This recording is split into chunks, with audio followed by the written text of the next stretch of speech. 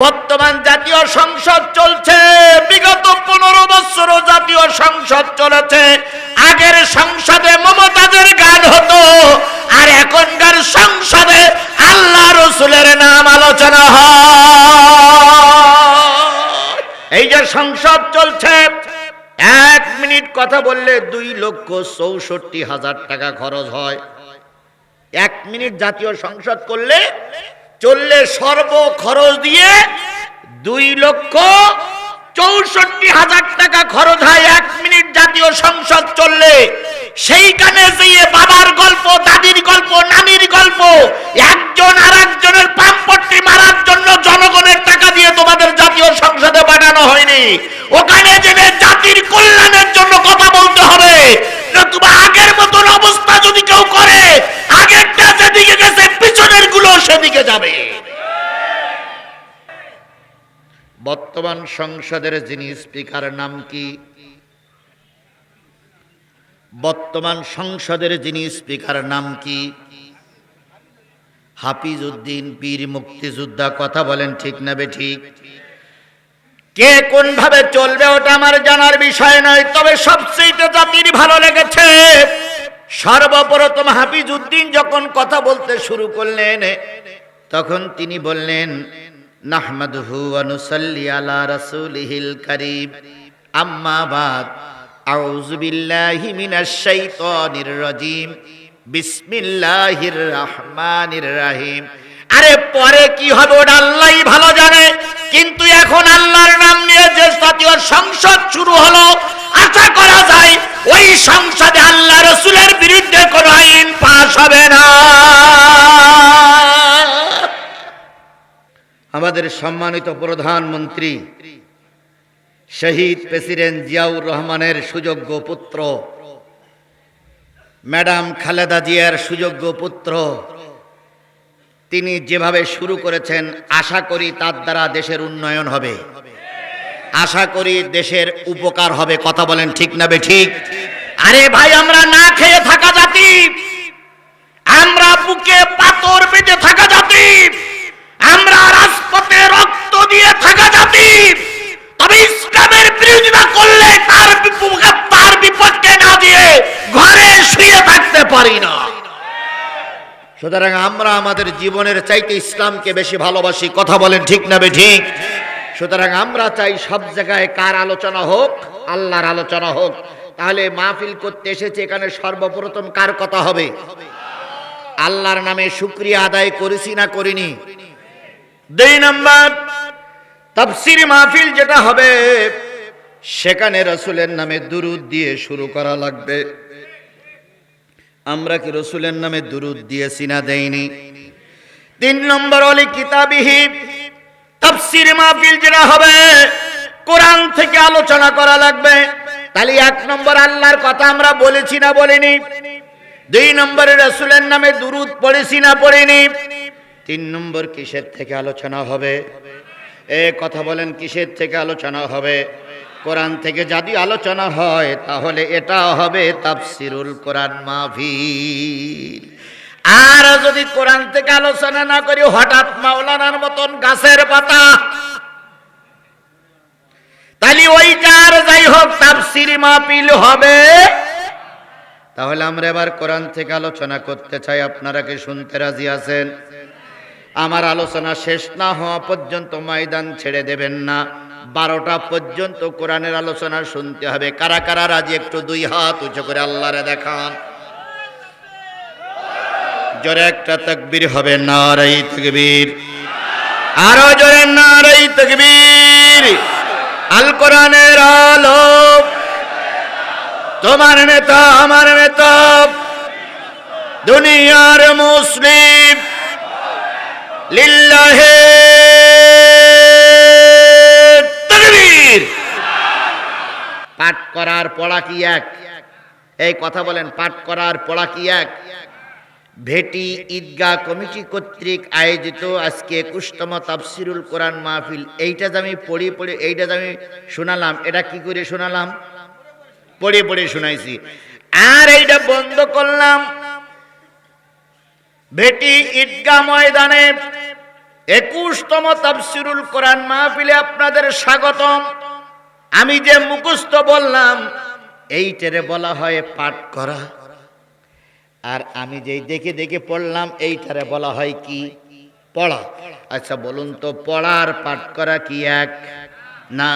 আল্লাহ নবীকে আল্লাহ পাক বলেন পাঠ করে শোনাও, তার মানে আল্লাহ নবী পড়তেও পারতেন না, লিখতেও পারতেন না, তাই বললেন আমি যেটা তোমাকে শোনাইছি ওইটা জাতির কাছে শোনায় দাও। তুমি পাঠ করে শোনাও, তুমি পড়ে শোনাতে পারবা না, কারণ তুমি তো লিখতেও পারো না, পড়তেও পারো না। এই জন্য তুমি জাতির সামনে পাঠ করে শোনাও। কি পাঠ করে শোনাবা? মা হাররামা রাব্বুকুম আলাইকুম, আল্লাহ তোমাদের জন্য যেটা হারাম করেছে আমাদের জন্য সেটা হারাম করেছিল। মুসা নবীর উম্মতের বেলায় যেটা হারাম আমার নবীর উম্মতের বেলায় হারাম, দাউদের উম্মতের বেলায় যেটা হারাম আমাদের বেলাও সেটা হারাম। সে হারামগুলো কি? আল্লাহ তুশরিকু বিহি শাইয়ান, প্রথম কথা হচ্ছে আল্লাহর সঙ্গে কারোর শরীক করা যাবে না। এটা সকল ধর্মে আল্লাহ পাক কি করে দিয়েছে? হারাম করে দিয়েছে। শরীক মানে অংশীদারিত্ব। আমি যতই টুপি মাথায় দেই, সরকার আমারে না খাইতে দিলে আমরা বাঁচবো না।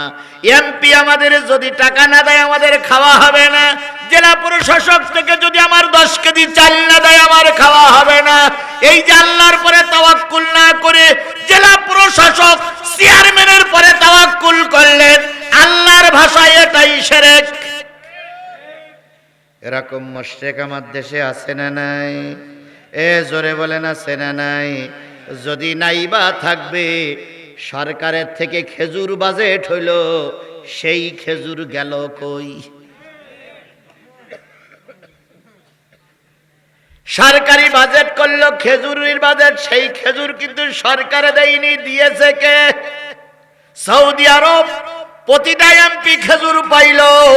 কিছু কিছু জায়গার এমপিরা খেজুরগুলো বন্টন করলো, আর কিছু কিছু জায়গার এমপিরা খেজুরগুলো জামাইয়ের বাড়ি পাঠাইছে, মেয়ের বাড়ি পাঠাইছে, ভাইয়ের বাড়ি পাঠাইছে, তারপরে বিভিন্ন আত্মীয় স্বজনের বাড়ি পাঠাইছে। ওরে ভাই, অনেক দিন পরে ক্ষমতায় গিলে এখন সামান্য কয়টা খেজুরির লোভ বন্ধ করতে পারতেছ না। এরপরে যখন বড় বাজেট আসবে তোমার থেকে জনগণ কিছু পাবে বলে মনে হয় না। খালি সামান্য খেজুর চোর যদি বন্ধ করা না যায়, বড় বড় পুকুর চোরেরা আসবে, ওদেরকেও হয়তো বন্ধ করা যাবে না।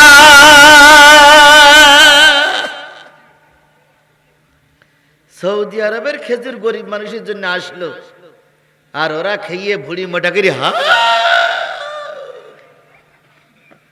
মরা গরুর গোশত খাও, কুকুর জবাই কিরি খাও, সেটাও জায়েজ আছে, কিন্তু গরিবের মাল খেয়ে আছে না নাই? জোরে বলেন আছে না নাই? যদি বলেন হুজুর এসব কথা আলোচনা হবে কেন? তাফসীর মাহফিল করতে গেলে 5টা বিষয় আলোচনা হওয়া লাগবে। নেতাদের কথা আলোচনা হবে, কর্মীদের কথা আলোচনা হবে। কথা বলেন ঠিক না বেটি? যদি আলোচনা করতে নাই দেন তাহলে তাফসীর মাহফিল দিয়ে লাভ নাই।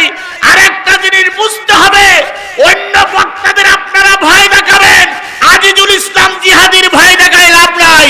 কারণ বিগত 17 বছর আওয়ামী লীগ হওয়ার পরে কম নির্যাতন করিনি, কিন্তু ময়দান ছেড়ে পালাইনি। কে কথা বলেন, কথা বলেন, কথা বলেন? আওয়ামী লীগের নির্যাতন আমার পরে কম যায়নি, কিন্তু তারপরেও কি ময়দান বাতিলদের কাছে ছেড়ে দিয়েছিলাম? জোরে বলেন দিয়েছিলাম। আর এখন তো ছেড়ে দেওয়ার প্রশ্নই ওঠে না। এই জয়পুরহাট অথবা বগুড়ায় যে কোনো এক জেলায় মাহফিল হচ্ছে, আমার মাহফিলে দাওয়াত করে নিয়ে আসছে বিএনপির ছাত্র সংগঠন, ছাত্র দল নিয়ে আসছে জামাত ইসলামের ছাত্র সংগঠন, বাংলাদেশ ইসলামী ছাত্র শিবির, একই থানার 2 সভাপতি দাওয়াত করে নিয়ে আসছে।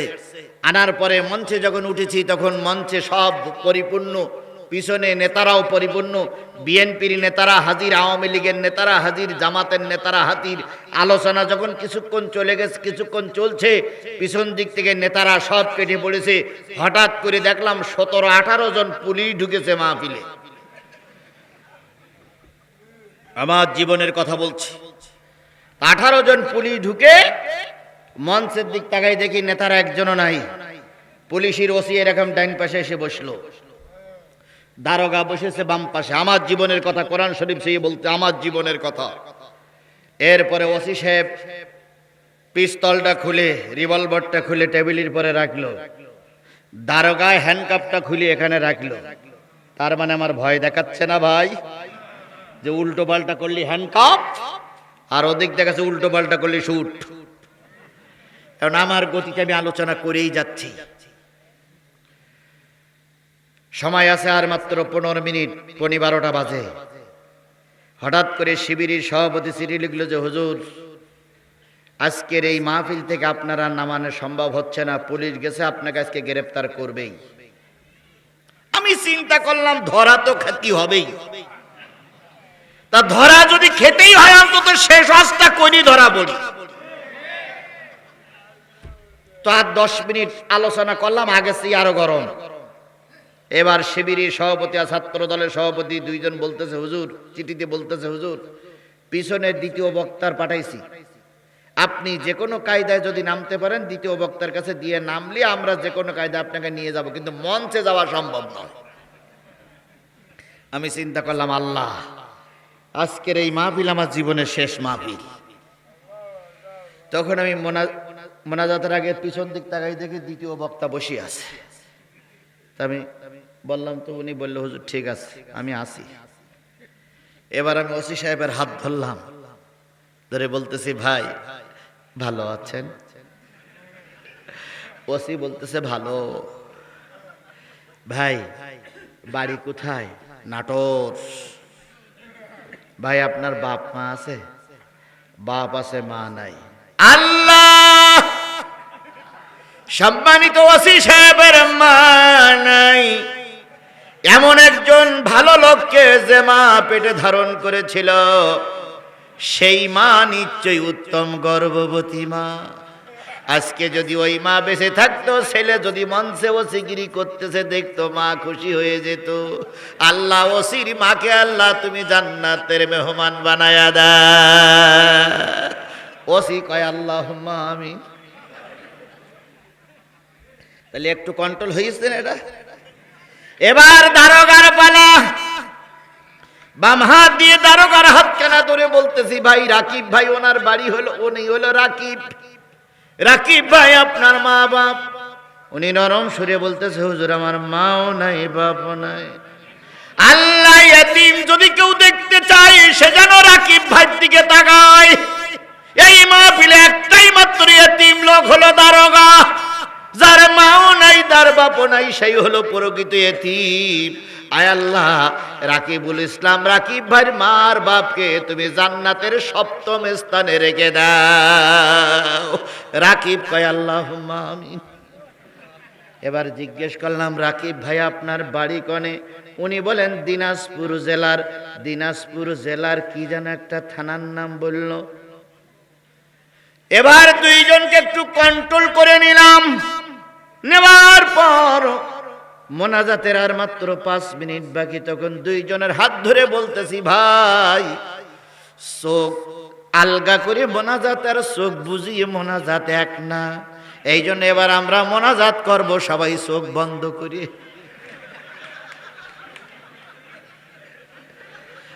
ও ভাই, চারিদিক থেকে পুলিশ আমার ঘিরে ধরেছে, তাই বেরোতে হবে না ভাই, বুদ্ধি তো এটা বেরি করা লাগবে ভাই। এটা আমলিগির সময়ের আমলের কথা বলতেছি ভালো। এখন যেহেতু ঈদের পরের দিনের মাহফিল, একটু সব দিকে একটু খেয়াল করে বলি। এখন এইবার দুইজনের বলে কইয়ে এবার ঠান্ডা করে বললাম যে ভাই চোখ বন্ধ করে মোনাজাত করলে এতে আল্লাহ খুশি হয়। ওনারা বললে হুজুর ঠিক আছে। পুলিশ যে কজন স্টেজে ছিল নিচে ছিল, ওনারাও বেঞ্চিতে চেয়ারে বসে আছে, ওনারাও বলল ঠিক আছে। এবার আমি মোনাজাত শুরু করলাম। রব্বানা যালামনা আনফুসানা। আনফুসানা ইয়া কালিফ টান, কিন্তু সেদিন যে কয়া লিপ টেনেছিলাম আল্লাহই ভালো জানে। আনফুসানা বলি টানতেছি, আর দ্বিতীয় বক্তার পিছন দিক থেকে টেনে এনে চেয়ারে বসালাম। ওরা কিন্তু দুইজন কি বন্ধ করিয়া আছে? চোখ বন্ধ করিয়া আছে। দারোগার পাশ দিয়ে পিছনে চলে গেল। দ্বিতীয় বক্তা ওই জায়গার থেকে শুরু করো, ইল্লাম তাগফিরিলানা ওয়া তারহামনা লানাকুনান্না মিনাল খাসিরিন। একই মোনাজাতের ভিতরে কয় বক্তা? দুই বক্তা। এবার ওখান থেকে মোনাজাত আরবিতে হইছে 7 মিনিট, বাংলায় হইছে 8 মিনিট। দারোগার ওসির যে কতবার জান্নাতের ভিতরে ঢুকানো হইছে আর কতবার যে বের করা হইছে আল্লাহই ভালো জানে। 15 মিনিট পরে মোনাজাত দ্বিতীয় বক্তা যখন সেরে ফেলেছে, দ্বিতীয় বক্তা যখন লা ইলাহা ইল্লাল্লাহু মুহাম্মাদুর রাসূলুল্লাহ বলে মোনাজাত শেষ করেছে, ওসি ধরেছে ডান হাত, দারোগা ধরেছে বাম হাত। কোন বক্তার? এই কথা বলেন, কোন বক্তার? ওসি কয়, হুজুর এতক্ষণ কি ওয়াজ করলেন আপনি? এটা কি ওয়াজ হইল না শেখ হাসিনার পোতা হইল?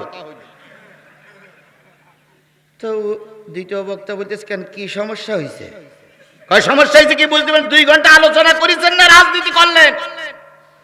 দারোগা বলছে, হুজুর চলেন আজকে আপনার ধরিয়ে শাল্টিং দেব। হুজুর বলতেছে, আপনারা কি বলতেছেন? আলোচনা কি হয়েছে? কয় আলোচনা শেখ হাসিনার নাম উচ্চারণ করেছেন। কয় কেডা? কয় আপনি। কয় আমি মানে? কয় আপনি এতক্ষণ ওয়াজ করলেন। আমি ওয়াজ করেছি? ওয়াজ করেছি তো প্রধান বক্তা। তো বলতে আপনি কে? তো বলতে আমি তো দ্বিতীয় বক্তা। আমি তো প্রধান বক্তা না, দ্বিতীয় বক্তা তো, প্রধান বক্তা তো পালাই চলেই গেছে। তো বলতেছে, হুজুর আপনি ওয়াজ করেনি এতক্ষণ? তো বলতেছেন আমি তো মোনাজাতের অর্ধেক শুরু করলাম। আওয়ামী লীগের লোকের কাছে শুনে দেখেন দিন আমি বক্তা না যে বক্তা পালাই গেছে। তখন আওয়ামী লীগের লোকেরা বলতে, স্যার এনার কাছে মোনাজাত দিয়ে সে লোক চলে গেছে। তখন বলতেছে, হায় হায়, সে লোক আমাদের এই চোখ বন্ধ করে মোনাজাত করতে বলল আর সেই ভাগে চলে গেল। তখন উনি বিশ্বাস করুন, ওসি সাহেব ফোন ধরিয়েছে, মঞ্চে দাঁড়িয়ে, স্যার এসপির কাছে ফোন দিয়েছে, স্যার এ বক্তার যদি বগুড়া আর জয়পুরহাটের সব পুলিশ এক জায়গায় করেন স্যার, এর ধরা যাবে না। তো বলতেছে, কি হয়েছে? আপনারা 17 জন পুলিশ গেলেন, একজন মানুষ ধরতে পারলেন না, ঘটনা কি? কয় স্যার আমাদের বললো চোখ বন্ধ করে মোনাজাত করো, আমরা চোখ বন্ধ করে মোনাজাত করতেছি, চোখ আলগা করে দেখি দ্বিতীয় বক্তা সে লোক নেই। স্যারে মানুষ না, স্যারে জেন। এ জেন না হলে পালিয়ে গেল কি করে? ভাই সেই দিনের কথাটা একটু মনে করুন তো ভাই। ওই দিনটা আপনারা ঈদের পরের দিন বলে একটু একটু হাসলেন, কিন্তু বলেন তো ওই দিনটা আমার জীবনে কত কঠিন দিন ছিল। বলেন কি কঠিন দিন ছিল? সেদিন যদি ওরা আমাকে তুলে নিয়ে যেত, তুলে নিয়ে যেতে পারতো, তাহলে আজকে এই মঞ্চে বসে কথা বলার সুযোগ হয়তো এতদিন হাড় মাটি আলাদা হয়ে যেত। এত কষ্টের পরেও ময়দানে টিকে আছি, আর এখন তো পালানের প্রশ্নই ওঠে না। কথা বলে ঠিক না ঠিক? সুতরাং এখন যদি কেউ বাধা দেয়, সে যেন তার বাপ মার কাছ থেকে বিদায় নিয়ে আসে। কথা বলেন, কথা বলেন, কথা বলেন। কারণ জনগণ এতদিন চুপ ছিল, এখন আর চুপ, এখন আর চুপ। আল্লাহ আমাদের বোঝার তৌফিক দান করুক। তাহলে কয়টা জিনিস আল্লাহ নিষেধ করলেন? তার ভিতরে প্রথম নম্বর কি? শিরক করা যাবে না কার সাথে। তাহলে আমরা আল্লাহর সাথে কোনো অবস্থায় শরীক স্থাপন করব, শরীক স্থাপন করব না। শিরক করা হচ্ছে সবচেয়ে বড় গুনাহ। আল্লাহ রাব্বুল আলামিন নিজেই বলেছেন, ইন্নাল্লাহা লা ইয়াগফিরু আইয়ুশরিকা মা দুনা যালিক। নিশ্চয় আল্লাহ পাক ইচ্ছা করলে সব গুনাহ মাফ করে দেবে, কিন্তু একটা গুনাহ মাফ হবে না, সেটা হলো শিরকের গুনাহ। এই জন্য আমরা আর যাই করি কারোর সঙ্গে শিরক স্থাপন, আমরা আর যাই করি কারোর সঙ্গে শিরক স্থাপন করব না, মুশরিক হব না, শরীক স্থাপন করব না। আমরা সকল সময় মাথা নত করব কার কাছে? আরো জোরে বলেন, কার কাছে?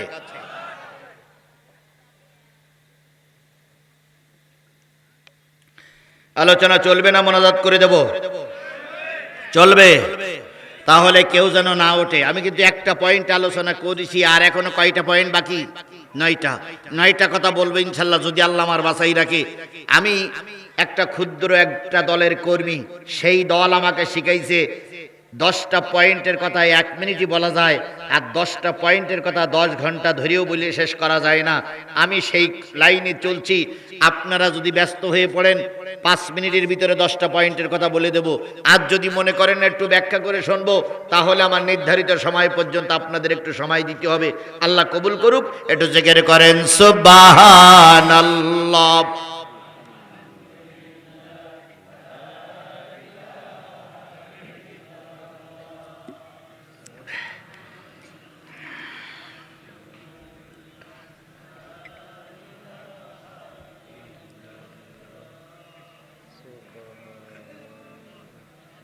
ঠান্ডা চা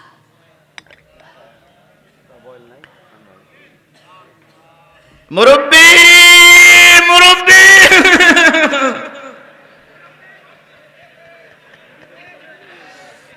এ বসেন বসেন।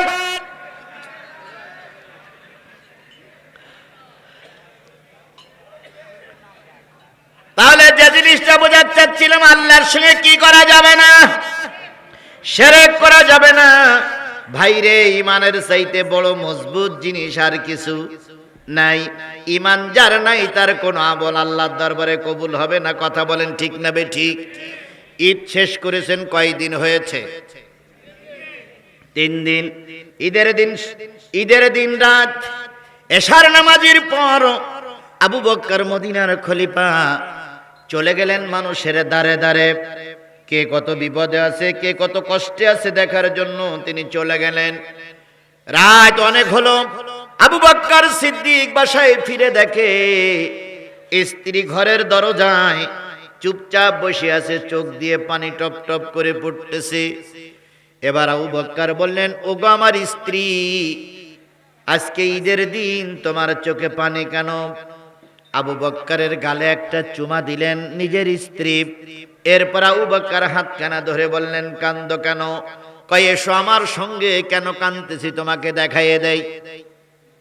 উম্মে রুম্মান আবু বকরের হাত কানা ধরে ঘরে নিয়ে গেলেন। যেয়ে দেখে ছোট্ট ছোট্ট বাচ্চাগুলো ঘুম পড়েছে, কিন্তু চোখের পানি এখনো মুছে যায় নাই, চোখের পানি এখনো শুকাই নাই। আবু বকর বলেন, কালকে ঈদ, এরা কানতে কানতে ঘুম পড়েছে, কারণটা কি? উম্মে রুম্মান বললেন, স্বামী, ঈদের চাঁদ যখন উঠল, বাচ্চাগুলো মাঠে খেলা করতেছিল, হঠাৎ করে এসে জড়িয়ে ধরে বলতে, আম্মু কালকে নাই। মা বললেন, হ্যাঁ। কয়, তাই যদি হয়, পাশের বাড়িতে ভাইয়েরা বোনেরা নতুন কাপড়ের ব্যবস্থা হয়েছে, মা নতুন খাদ্যের জন্য প্রস্তুতি নিচ্ছে, কিন্তু আমরা খলিফা, প্রেসিডেন্টের বাড়ির মেয়ে, প্রেসিডেন্টের বাড়ির ছেলে, ও মা, আমরা এত দুর্ভাগা পরিবারে এসেছি, আমাদের ঘরে কোনো নতুন জামা নাই, নতুন কাপড় নাই। ওরা কাঁদতেছিল। আমি ওদের বললাম, মা ঘুম পড়, বাবা ঘুম পড়, তোর বাবা নিশ্চয়ই এশার সালাতের পর বাজারে গেছে অথবা অন্য কোনো কাজে গেছে, তোদের জন্য নতুন কাপড় নিয়ে আসবে। তুমি যখন কাপড় নিয়ে আসুনি, এখন সকালবেলা ওদের কি বলবো? ওদের বলার মতন তো আমার কিছু নাই। আবু বকর তার স্ত্রীরে জড়িয়ে ধরে বললেন, ওগো আমার সহধর্মিণী স্ত্রী, আমি রাজ দরবার থেকে যে বেতন পাই, সেই বেতনের টাকা দিয়ে কালকে ঈদ কেনাকাটা করার মতন পয়সা আমার ঘরে নাই। নতুন খাবার আমি জোগাড় করতে পারবো না, তোমরা আমাকে মাফ করে দিও। স্বামী স্ত্রী ঘুম পড়লেন, স্বামী স্ত্রী শুয়ে পড়লেন। উম্মে রুম্মান বলতেছে, স্বামী, একটা কাজ কি করা যায় না? কয়, কি? কয়, আগাম 1 মাসের বেতন কি নেওয়া যায় না? আগাম 1 মাসের বেতন পাইলে ওই দিয়ে আমাদের কেনাকাটা হয়ে যাবে। আবু বকর বললেন, ভালো কথা বলেছো, দেখি তো কালকে যেয়ে দরখাস্ত করে দেখি আগাম 1 মাসের বেতন পাওয়া যাবে কিনা। পরের দিন আবু বকর সিদ্দিক, মদিনার প্রথম খলিফা সিদ্দিক আকবর, পরের দিন বাইতুল মাল আসলামের কাছে যেয়ে বলেন, আসলাম, পরিবারে বড় অভাব, ঈদের কেনাকাটা করতে পারি নাই, ছেলে মেয়েদের নতুন খাবার জোগাড় করতে পারি নাই, তাই দরখাস্ত করতেছি একটা মাসের বেতন আমার আগে দেওয়া যায় কিনা। 1 মাসের বেতন আগে দিলে আমার পরিবারের কেনাকাটা হবে। আসলাম বললেন, খলিফাতুল মুসলিমিন, 2টা শর্ত যদি আপনি পূরণ করতে পারেন আমি 1 মাসের বেতন দেব। 1 নম্বর, আপনি 1 মাস বাঁচবেন এমন কোন সিকিউরিটি যদি আপনার কাছে থাকে আপনি কাগজে লিখে দেন আপনি 1 মাস বাঁচবেন, আগাম বেতন নেবেন, 1 মাস বাঁচবেন। যদি না বাঁচেন বেতন ঋণ নিয়ে মরে যাবেন, তাই আপনি লিখে দেন আপনি 1 মাস বাঁচবেন। 2 নম্বরে আপনি লিখে দেন আগামী 1টা মাস আপনার জনগণ ক্ষমতায় রাখবে। লিখে দেন, লিখে দেন। আবু বকর সিদ্দিক কাগজটা ছিঁড়ে দিলেন আর বললেন, ও আসলাম, 1 মাসের আগাম বেতনের আমার প্রয়োজন নাই। এর নাম হলো আল্লাহর ভয়। এর নাম কার ভয়? আরো জোরে বলেন, কার ভয়? জুলাই সনদ বাস্তবায়ন করার জন্য জাতি একটা সনদ রূপায়ণ করল। সেই সনদের মূল বক্তব্য ছিল, যিনি দলের প্রধান তিনি দেশের প্রধান হতে পারবেন না, যিনি প্রধানমন্ত্রী তিনি দলের প্রধান হতে পারবেন না, যিনি প্রধানমন্ত্রী হবেন বারবার 2 বারের বেশি প্রধানমন্ত্রী হতে পারবেন না। ধর্মীয় আলোচনায় বাধা সৃষ্টি করা যাবে না। এইভাবে করে 29-30টা সত্যের পরে জুলাই সনদ বাস্তবায়ন হলো। দেশের মানুষ আমরা সব ভোট দিলাম, কিন্তু আমাদের কপাল খারাপ, এখনো জুলাই সনদটা আইনে পরিণত হয়নি। কারণ কেউ কেউ মনে করতেছে জুলাই সনদ বাস্তবায়ন হলে আমার ক্ষমতা থাকবে না। ওরে ভাই, ক্ষমতা দেওয়ার মালিক আল্লাহ, নেওয়ার মালিক আল্লাহ, এইটা কেন বিশ্বাস হয় না? আজকে ভারপ্রাপ্ত চেয়ারম্যান, কালকে তো জনগণের ভোটে অরিজিনাল চেয়ারম্যান হতে পারে। কে যদি শক্তি দেয়, কে যদি সামর্থ্য দেয়, আর আল্লাহ যদি পক্ষ না থাকে এমনটি হতে পারে ভারপ্রাপ্ত চেয়ারম্যানও চলে গেল, এমনকি মেম্বারই তো আর পাশ করতে পারলো না। এই জন্য জনগণ আপনার সাপোর্ট দেবে ঠিকই, কিন্তু পুরাপুরি তাওয়াক্কুল কার উপরে করা লাগবে? জাতি এই জিনিসটা যখনই ভুলে যায় তখন শেখ হাসিনার মতন অবস্থা হয়। শেখ হাসিনা বলতো না, আমরা পালাই না, পালাবো না। আমাদেরকে নামানোর মতন কোন বিরোধী দল, শক্তিশালী বিরোধী দল তৈরি হয়নি, কথা বলিনি? অনেকবার বলেছে, কথা বলেন ঠিক না বেঠিক? খালেদা জিয়া ক্ষমতার থেকে নেমেছিল, পালাই যায়নি। এরশাদ ক্ষমতার থেকে নেমেছিল, পালাই যায়নি। একমাত্র শেখ হাসিনা রহমাতুল্লাহ আলাইহি ক্ষমতাতে শুধু নামেনি, কুকুরের মতন পালিয়ে গেছে।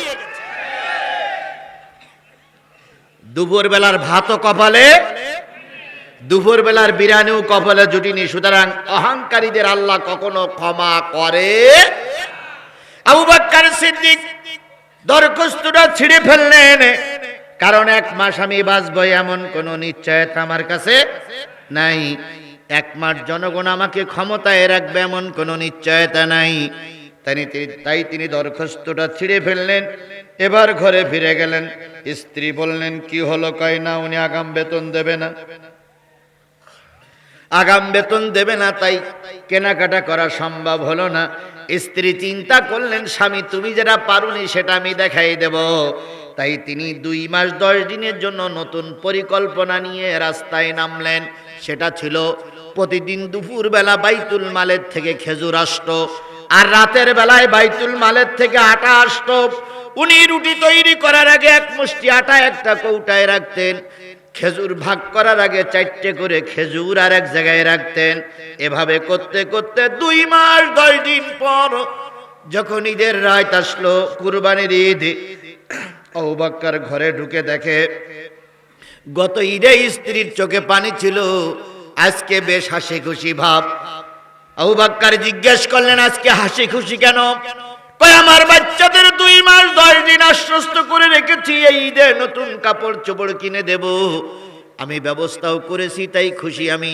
এবার আবু বকর বললেন, কি ব্যবস্থা করেছো আমার সঙ্গে বলো।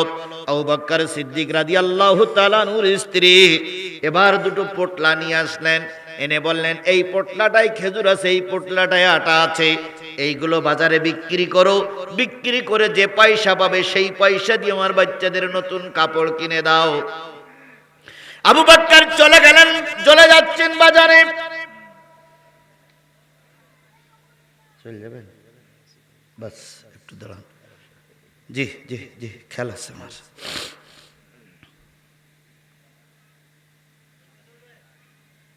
চলবে চলবে কতক্ষণ? সারা রাত? না না না, জি না না না না, নির্ধারিত সময়ের দিকে আমার খেলা আছে। চেয়ারম্যান মানুষ সারাদিন ব্যস্ত, ভাই প্রিন্সিপাল মানুষ সারাদিন ব্যস্ত। আচ্ছা, ওনার চাইতে মনে হয় এই দুইজন আরো ব্যস্ত। ভাই দয়া করে বসুন, খেয়াল করুন। আবু বকর সিদ্দিক রাদিয়াল্লাহু তাআলা আনহু বাজারে যাচ্ছেন দুই পোটলা নিয়ে। দুই পোটলাই কি? একটাই খেজুর আর একটাই কি? বিক্রি করে বাচ্চাদের জন্য ঈদের কি করবে? কেনাকাটা করবে, ঈদের জামা কাপড় কিনবে। হঠাৎ করে আবু বকর লক্ষ্য করলেন একটা ঘরের ভিতরে দুইজন বাচ্চা সহ মা কাঁদতেছে। বাচ্চা দুটো বলতেছে, আম্মু আমার বাবা নাই, কালকে কি আমাদের কপালে ঈদের আনন্দ নাই? আমরা 3 দিন না খেয়ে আছি। মদিনার গভর্নমেন্ট, মদিনার সরকার কি আমাদের দিকে একটু খেয়াল করবে না? সরকারি কিছু মাল আমাদের আমলনামায় দিলেই তো আমরা ঈদ করতে পারি। আবু বকর থমকে গেলেন, আবু বকর দাঁড়িয়ে গেলেন, বাচ্চাদের কান্না শোনার জন্য পাশে যেয়ে দাঁড়ালেন। বাচ্চার মা বলতেছে, রে বাপ, যাদের দুনিয়ায় বাবা নেই তার কেউ নাই, তোরা দুঃখ নিস না, গরিবের ঈদ আর বড় লোকের ঈদ এক হয় না। আল্লাহ যদি তোদের সহায় হয় ঈদের নামাজ পড়তে যাবি, না হইলে যাবার দরকার নাই। বলুন তো, এরম কান্নাকাটি করা লোক আমার দেশেও কম বেশি আছে না নাই? আরো জোরে বলেন, আছে না নাই? মনের কথা বলি, 28 রমজান আমার একটা ইফতার মাহফিল ছিল আমার সাতক্ষীরায়। ইফতার মাহফিল শেষ করে যখন রাতের খানা খেতে বসলাম, একজন মহিলা আসলেন 10 থেকে 12 বছরের একটা ছেলে নিয়ে। এসে আমি যখন খাচ্ছি, বোরকা পরা মহিলাটা এসে বলেন, হুজুর আসসালামু আলাইকুম। আমি বললাম, কিরে বোন, জীর্ণ শীর্ণ অবস্থা বাচ্চাটারে নিয়ে এখানে এসেছো, ঘটনা নাকি?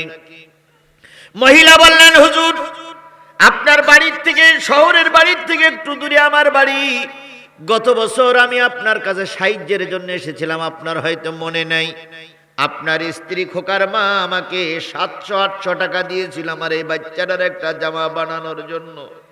সেই জামাটা এখন গায়ে আছে। এবার 1 সপ্তাহ আগের থেকে বলতেছে, মা আমার একটা নতুন জামা বানায়া দাও। আমার স্বামী নাই, নতুন জামা কিনতে পারি নাই, তাই হুজুর শুনলাম আজকে আপনি ইফতার মাহফিলে আসবেন, আপনার কাছে এসেছি, আমার ছেলের একটা জামা কেনার টাকা দেন। আমি বোনটারে বললাম, বোন এখন যদি টাকা দেই, ঈদের মাত্র 2 দিন বাকি, তোমার তো কেউ জামা বানিয়ে দেবে না। তখন ওই মহিলা আমাকে বলছে, হুজুর প্রয়োজনে দর্জির পায়ে ধরবো, তবু ঈদের নতুন জামা না পরে আমি আমার সন্তানকে ঈদগার ময়দানে পাঠাবো না। ও আমার জাতীয়, আমার সাথী, ও আমার ভাই, ওই লোকটারে 1000 টাকা দিলাম। বলুন তো, ওই লোকটা যে খুশি হয়েছে, ওই রকম খুশি একটা ধনী মানুষের 50,000 টাকা দিয়েও করা যাবে না। আবু বকর সিদ্দিক রাদিয়াল্লাহু তাআলা আনহু মহিলার বাড়ির পাশে যে কান্না দেখে খেজুর আর আটাগুলো ওই মহিলারে দান করে দিয়ে আসলেন। রাতের বেলায় অনেক রাতে এসে মসজিদে তাহাজ্জুদের নামাজ পড়ে ঘরে ঢুকেছেন। সকালবেলা ছেলেরা অপেক্ষায় আছে, নতুন জামা হবে, নতুন খাবার হবে, কিন্তু আবু বকরের হাতটা শূন্য। ছেলে মেয়েগুলো যখন কাঁদতেছে, আব্বু নতুন জামা দাও। স্ত্রী যখন কাঁদতেছে, স্বামী নতুন স্বামীর কাপড় দাও, নতুন পোশাক দাও। আবু বকর ওদের মাথায় হাত দিয়ে বললেন, মারে আমি এমন একজন অসহায় পিতা, তোদের মুখে হাসি ফুটাতে পারলাম না, কারণ আমি বুঝতেছি তোদের চাইতে ওই মহিলারা বেশি অসহায়। তাই কালকের রুটি আর কালকের আটার খেজুরগুলো ওদের দান করে দিয়ে এসেছি। ঈদের দিন রাত্রে আবু বকর ঘুমায় আছে, কে যেন স্বপ্নের ভিতরে বলতেছে, আবু বকর, গরিবের মুখে হাসি ফুটাইছো, আল্লাহ পাক তোমার জন্য জান্নাতে নতুন একটা ঘর সাজাইয়ে রেখেছে। তোমার মৃত্যুর পরপরই আল্লাহ পাক ওই ঘরে তোমার ঢোকার সুযোগ করে দেবে।